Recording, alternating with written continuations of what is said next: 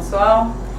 Pouvez-vous nous parler un peu du Centre d'art de Port-au-Prince qui était l'œuvre d'un Américain Dwight Peters afin de nous permettre de peintres sculpteurs haïtiens de connaître leurs œuvres au grand public? Ok. Donc le Centre d'art a été créé en 1944, en effet par un Américain du nom de Dwight Peters, mais ensemble avec, pas seulement Dwight Peters, ensemble avec des intellectuels haïtiens, dont Maurice Borneau, Albert Mangonèse, Géo Rampenot. Et par la suite, en 1947, il a été reconnu d'utilité publique. Et puis, il a commencé une quête à travers toutes les villes du pays d'artistes, de sculpteurs, et le Centre d'art est à l'origine de la découverte d'un grand sculpteur comme Georges Liotto et de nombreux peintres comme Rigaud Benoît et Philomé Aubin et de nombreux autres peintres du pays. Est-ce que vous avez des difficultés dans récupérer toutes les collections du Centre d'art du séisme du 12 janvier 2010? Après le séisme du 12 janvier 2010, les employés se sont mobilisés pour récupérer les œuvres. On a récupéré les collections du Centre d'art qu'on a stockées dans des containers.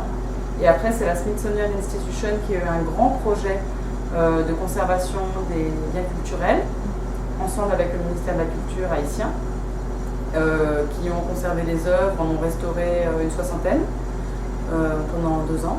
Et puis après, les œuvres nous ont été restituées au Centre d'art. Voilà comment ça s'est passé. À combien s'élève le coût de réparation du Centre d'art? Alors en fait, là, la réparation qui a eu lieu est une réparation temporaire parce qu'on aimerait vraiment reconstruire le Centre d'art aussi beau et aussi grand qu'il était à l'époque. Donc les réparations actuelles ont coûté à peu près 150 000 $.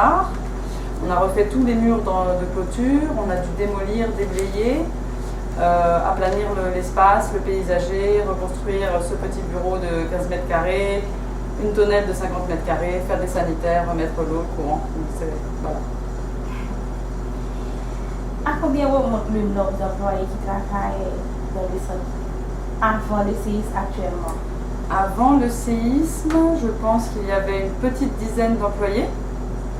Et aujourd'hui, il y a 3 employés permanents. Existe-t-il un bon... Excuse-moi.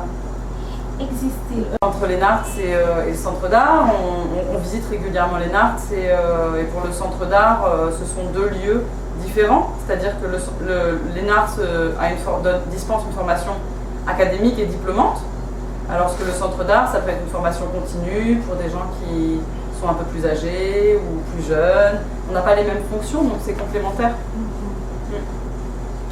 Existe-t-il d'autres domaines dans le centre? Dans le centre, il existe des peintures, des sculptures, si c'est à ça que... Voilà.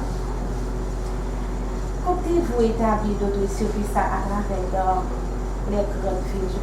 Il était temps de réouvrir le Centre d'art après 4 ans de fermeture, donc on est très satisfait d'avoir enfin réussi à réouvrir le lieu au public, à organiser des séances des projections, des conférences et de rendre le lieu ouvert à nouveau. Quel est le plus grand rêve du Centre d'art? Le plus grand rêve, ce serait que les artistes puissent vivre à nouveau, ou vivre tout court de leur œuvre et de leur travail. Et donc le rôle du Centre d'art, c'est de leur permettre, c'est de les encadrer pour qu'ils aient accès à une bonne formation pour développer leur créativité et permettre à travers ça de renforcer le marché de l'art haïtien et de leur permettre d'avoir accès